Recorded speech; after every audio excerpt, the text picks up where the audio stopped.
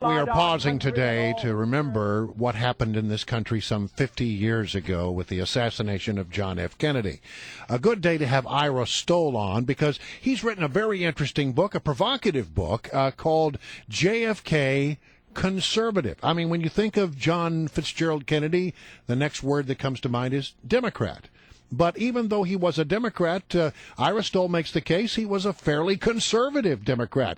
Mr. Stoll, thanks for joining us. My pleasure. All right, so make the case for us. Convince me that JFK is a conservative. Well, he cut taxes, built up the military, was tough on communists, and was attacked by the left-wingers in the press in Europe and on college campuses for doing all those things. He believed in a God who gives people rights that the state can't take away. And so do you find people often want to challenge you on this assumption? Well, President Reagan really embraced this view of JFK, and he used to talk about Kennedy all the time in terms of his tax cuts, in terms of his peace through strength approach. And what Reagan says is whenever I talk about Kennedy, it makes my opponents tear their hair out because it shows how far the Democratic Party has changed since that time. Yeah, I mean, one can argue that Ted Kennedy was no John Kennedy. Yeah, that's right. I mean, it's certainly possible for siblings to have different political views, and Ted Kennedy was from a younger generation. But even Ted Kennedy, at least was willing to work with Republicans. He worked with George W. Bush on No Child Left Behind. JFK was quite the cold warrior, quite the tax cutter. So why does everybody think that John Kennedy is like this liberal icon? Well, I write about it in my book. There was actually a deception, a distortion that took place after Kennedy's death by some of the more liberal members of his administration, Arthur Schlesinger Jr. and Ted Sorensen, who wrote books really falsely, in my view, depicting Kennedy as this left-winger. The conservative members of the administration, like the Treasury Secretary, Douglas Dillon, didn't write books. So it's been left to me 50 years later to write the story of JFK as a conservative and explain how these other guys distorted the story. Our guest is Ira Stoll, and the book that he's referring to is JFK Conservative. Lately you hear about this so-called civil war in the Republican Party, Tea Party grassroots conservatives versus mainstream establishment types. But the one thing that commentators always say is, if you look at the Republican Party today, Ronald Reagan wouldn't be conservative enough to get the nomination, which I disagree with, but they use that all the time. Let me ask you this, Ira Stoll. Could John F. Kennedy get the Democratic Party's nomination if he was running today? Almost certainly not. And, even by his standards, the standards of the time, Kennedy met a lot of resistance from liberals within the party. I mean, Eleanor Roosevelt was asked in 1958, what would you do if your party nominated a conservative like John F. Kennedy and the Republicans nominated a liberal like Rockefeller? She said she hoped it didn't come to that.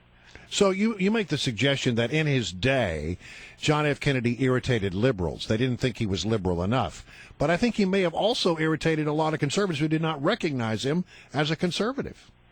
Well, there were some conservatives, but Kennedy had good relations with a lot of conservatives. I mean, I write in this book, even Barry Goldwater and Kennedy voted together on a lot of issues in the Senate. Joe McCarthy was a big conservative, and Kennedy had close relations with him. Didn't he have a friendship with Richard Nixon of some degree? Absolutely. They were young congressmen. They came in at the same time. They served on the same committee. They even shared a train ride back from one debate.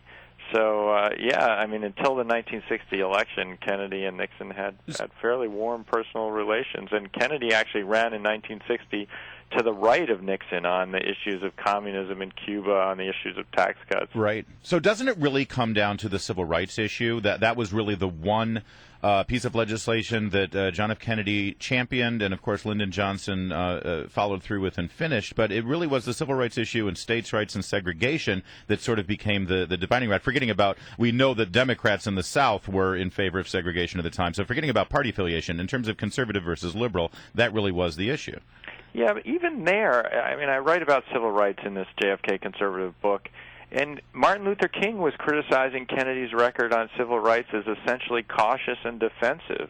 It was a mixed record, and even after the March on Washington, Kennedy brought those civil rights leaders into the White House. And instead of talking about how to pass civil rights legislation, he said, "Why can't you guys be more like the Jews and focus on educating your own people?" Oh, jeez.